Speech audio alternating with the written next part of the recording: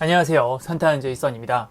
등산은 예전에 설명해 드린 것처럼 아름다운 풍경을 감상할 수 있는 것은 물론이며 신체적인 건강과 정신 건강에 도움이 될 뿐더러 비용도 얼마 들지 않아 누구에게나 추천할 만한 활동인데요. 하지만 많은 사람들이 등산은 힘들다고 생각하여 시도조차 안 하시는 분들이 많습니다.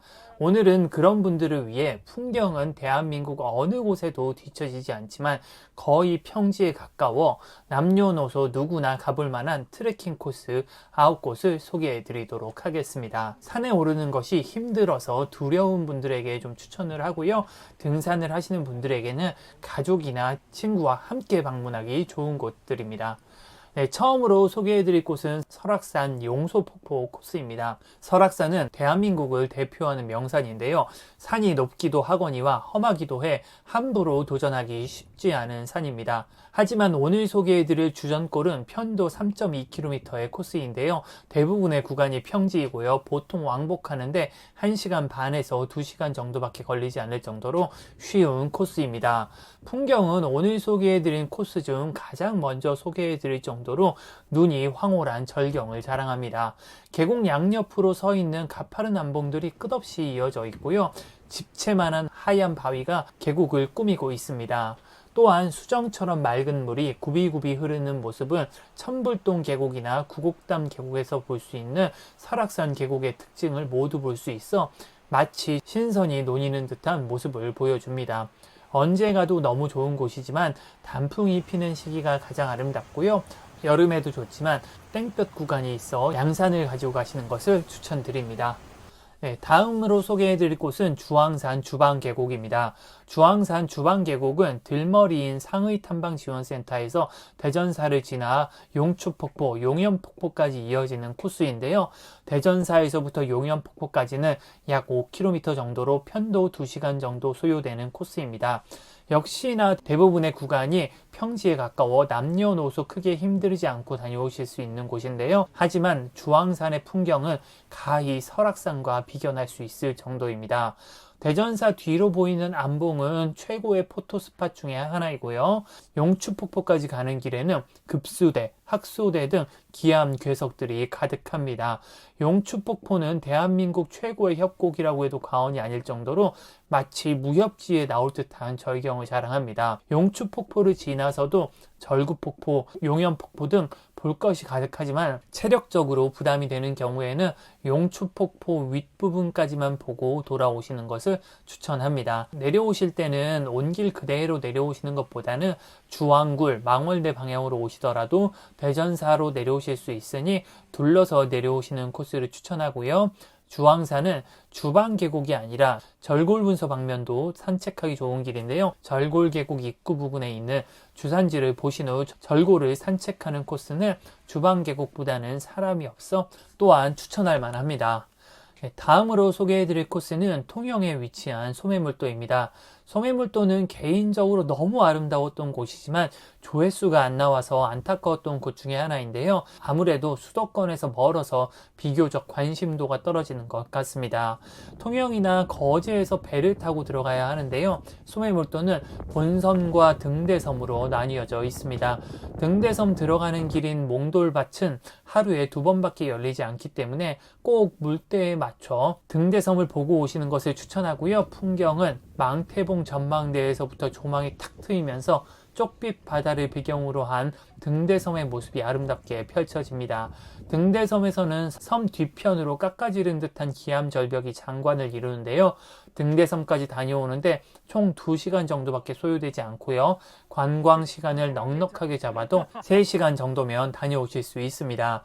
다만 다른 코스들이 대부분 평지로 이루어진 것에 비해서 소매물도는 망태봉을 오르는 경사가 가파른 편인데요. 하지만 오르막이 그리 길지 않아 천천히 가시면 누구나 다녀오실 만한 난이도이니 꼭 한번 가보시길 추천합니다.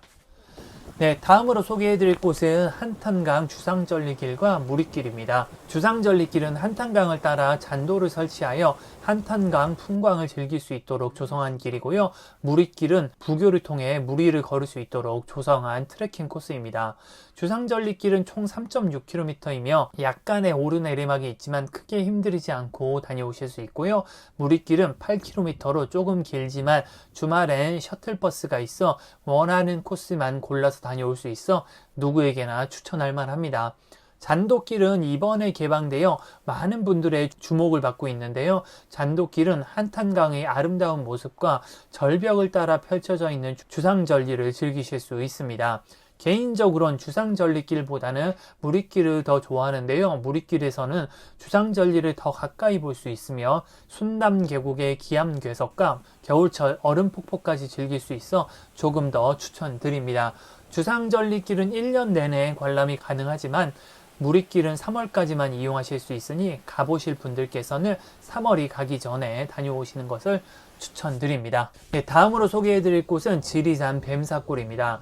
지리산 뱀사골은 반선에서 시작하여 7km 정도 이어지는 계곡으로 지리산에서 가장 유명한 계곡 중에 한 곳입니다. 넓은 계곡에 흐르는 맑은 물 위로 뻗어있는 나뭇가지와 굽이치는 계곡의 풍경과 물소리가 눈과 귀를 즐겁게 합니다. 반선에서 요령대까지는 무장애 탐방로로 조성되어 있을 정도로 굉장히 정비가 잘 되어 있고요. 이후에는 등산로를 따라 계곡을 건너가며 지리산의 계곡을 즐길 수 있는 곳입니다. 계곡 대부분의 구간이 평지에 가까울 정도로 완만하여 부담 없이 다녀올 수 있는 코스인데요. 특정 장소가 아름답기보다는 코스 전체적으로 아름다운 풍경을 볼 수 있는 곳입니다. 그렇기 때문에 풍경을 즐기시면서 올라가다가 적당히 봤다 싶을 때 돌아오시는 걸 추천드리고요. 언제 가도 멋진 모습을 보실 수 있지만 매년 10월 말에서 11월 초에는 대한민국 최고라 해도 과언이 아닌 아름다운 단풍을 자랑합니다. 다음으로 소개해드릴 코스는 남해 금산입니다. 남해 금산은 우리나라 3대 기도처럼 불리우는 보리암이 있을 뿐더러 인스타그램에서 라면 맛집으로 핫한 금산산장까지 둘러볼 수 있는데요.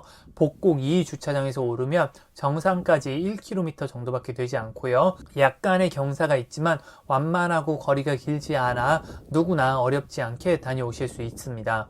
정상이나 보리암만 다녀오시는 경우가 있는데요. 상사바위 쪽도 풍경이 매우 아름답고 그리 멀지 않으니 꼭 다녀오시는 것을 추천드립니다.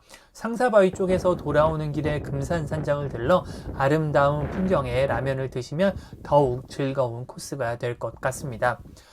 다음으로 소개해드릴 곳은 순천에 위치한 강천산입니다.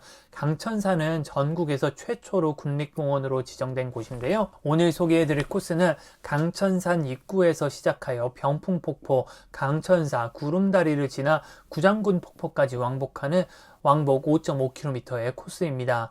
계곡 양옆으로 강천산과 광덕산이 위치해 있지만 등산을 즐기시는 분이 아니시라면 굳이 올라갈 필요는 없고요. 구장군 폭포까지만 왕복하는 것만으로도 충분합니다. 구장군 폭포까지는 오르막이 없어 누구나 편하게 오를 수 있는데요. 다만 중간에 구름다리에 오를 때 경사가 좀 있어 땀이 날 수도 있습니다. 병풍폭포와 구장군폭포는 인공폭포로 언제 가도 멋진 모습을 볼 수 있고요. 구름다리에서 바라보는 풍경 역시 일품입니다. 강천산이 가장 아름다운 시기는 누가 뭐라고 해도 단풍철인데요. 계곡을 따라 줄을 지어서 있는 아기 단풍은 정말 아름답기 그지없으니 기회가 되면 꼭 가보시길 추천합니다. 다음으로 소개해드릴 코스는 대한민국 단풍 1번지라 할 만한 내장산입니다. 내장산은 우리나라에서 단풍으로 가장 유명한 곳이라고 해도 과언이 아닌데요. 국립공원 입구에서부터 내장산까지 양옆으로 끝없이 이어져 있는 단풍나무들이 만들어낸 단풍 터널은 가히 절경이라 할 만합니다. 단풍철에는 내장산 국립공원 안쪽으로는 주차가 되지 않아 도보나 셔틀버스로만 이동할 수 있는데요. 주차장에서부터 내장산까지는 편도 3km 정도로 약 1시간 정도 예상하시면 됩니다.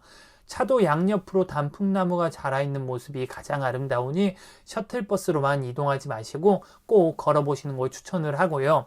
단풍을 위해서라면 굳이 산에 오르시지 않아도 괜찮습니다. 다만 케이블카 전망대에서 바라보는 단풍 터널의 모습도 꽤나 볼만하니 전망대까지만 등산을 하거나 케이블카를 타는 것도 좋은 방법입니다. 네, 마지막으로 소개해드릴 코스는 지리산의 노고단입니다. 지금까지 소개해드린 코스 중에는 가장 힘든 코스인데요. 노고단은 천왕봉, 반야봉과 함께 지리산 3대 주봉이라 불리우고요. 높이는 무려 1507m입니다. 노고단의 높이만 보면 굉장히 힘들 것 같지만 해발 1100m에 위치한 성삼재까지 차로 오를 수 있어 높이에 비해 수월하게 오를 수 있는데요. 처음부터 끝까지 그리 어렵지 않은 오르막이 약 3km 정도 이어지고요. 왕복 6km, 총 3시간 정도면 넉넉하게 다녀오실 수 있습니다. 풍경은 노고단 고개에 오를 때까지는 그리 볼만한 곳은 없는데요. 하지만 노고단 고개에 오르는 순간 동쪽으로는 반야봉, 천왕봉을 비롯한 지리산 주능선이 펼쳐지고요. 남쪽으로는 섬진강, 북쪽으로는 만복대, 바래봉 등 지리산 서북능선이 펼쳐진 모습이 장관을 이룹니다. 네, 이렇게 제가 코스는 쉽지만 대한민국 어떤 곳에 비해서도 너무 아름다운 풍경을 볼 수 있는 곳들을 소개해 드렸는데요. 비록 등산을 안 하신다고 하더라도 꼭 한번 가볼 만한 곳들이고요. 등산을 하시는 분들께서는 가족, 친구들과 함께 가볼 만한 곳이니 기회가 되보시면 꼭 한 번씩 가보시길 바라겠습니다. 끝까지 시청해주신 분들 모두 감사하고요. 도움이 되셨다면 구독, 좋아요, 알림 설정까지 부탁드리겠습니다. 네, 저는 산타는 제이슨이었습니다. 감사합니다.